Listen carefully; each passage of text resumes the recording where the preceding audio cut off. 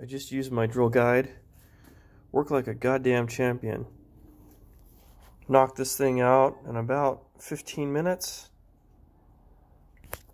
So the way this works is, at first you have to drill all four, or you drill the one first, right? You drill that one first, and then after it's drilled, you pop a pin in, and that locates the first one, and then you drill the 4 holes, and then you scooch it down, and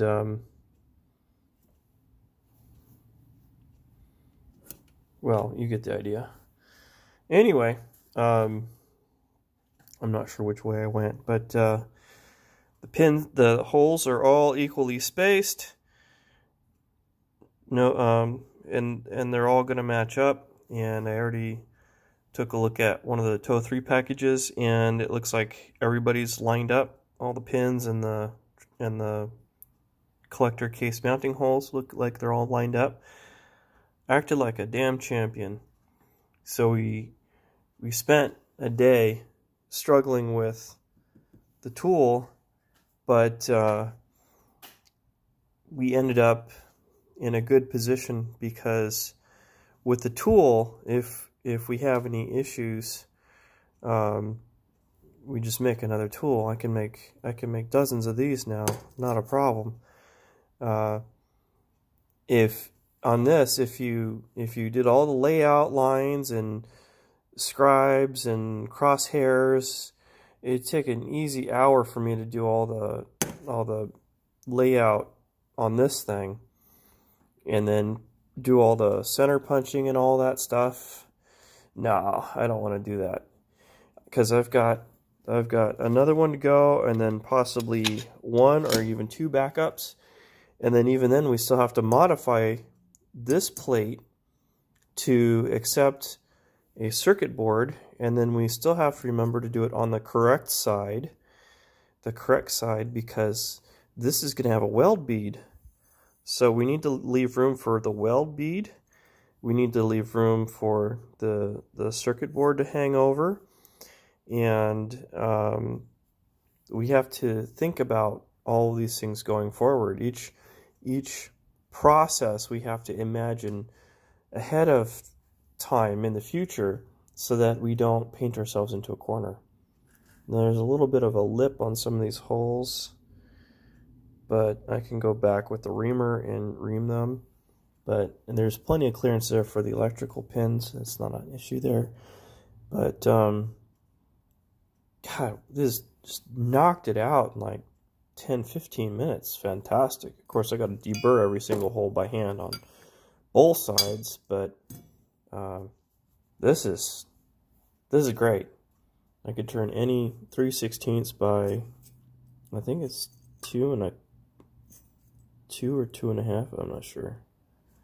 Any 3/16 by 2 plate into a heatsink tab. Really pretty cool. I could also change the bottom on this.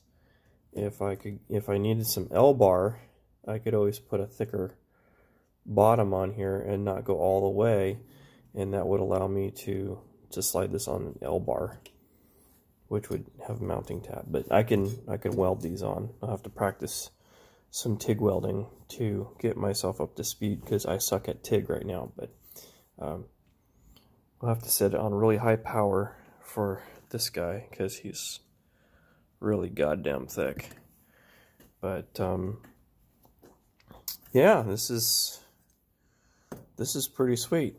Now we'll pin these together when they're ready to go for match-up machining, because they got to be matched up, and then we'll just keep knocking it out.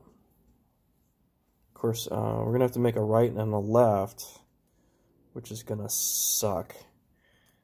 But they'll both, on the thicker side will both be the weld side. So we purposely factored in a good 1/4-inch weld bead. Of course, it won't be that thick, but it'll probably only be 1/8 of an inch. But we factored in extra meat clearance for the weld.